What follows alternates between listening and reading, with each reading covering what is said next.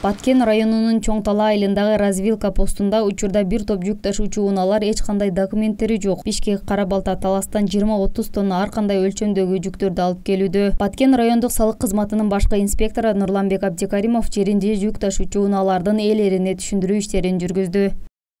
Баткен районуна мына чек аралаш жайланышкан айылдардан аткезчиликке каршы мыйзамсыз ташылынган жүктөр боюнча уюштурулган пост болуп эсептелет. Ушул жүк ташуучу мемелер боюнча салык мыйзамдарын текшерип турабыз да.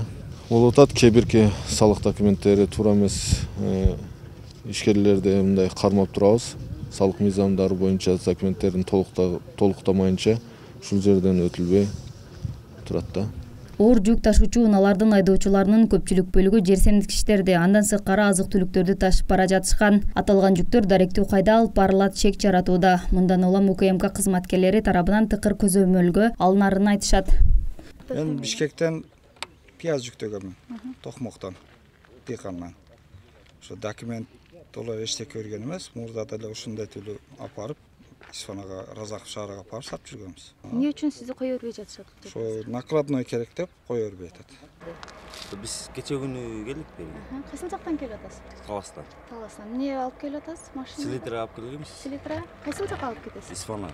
Исфанага канча тонна? 20 тонна. Кимге алып барасыз? Биякта ошонун атын билбей атыптым мен.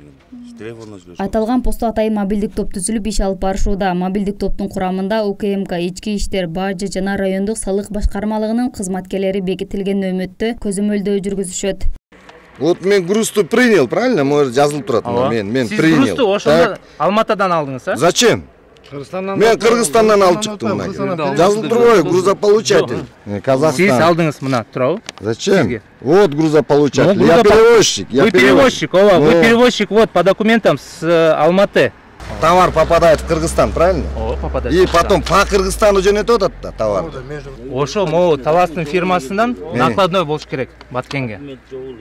Негизинен жүк ташуучу унаалардын документтери, патенттери, жүк алуучу жана жиберүүчүнүн даректери көрсөтүлгөн документтери болуусу шарт. Бирок көпчүлүгүндө толук документтери жок болууда. Кошумчалай кетсек, учурда облус аймагындагы аткезчиликке жол бербөө максатында күчөтүлгөн тартипте иш алып барууда. Мадина Эсенова, Куштарбек Абдикар уулу, Алтын бешик жаңылыктары.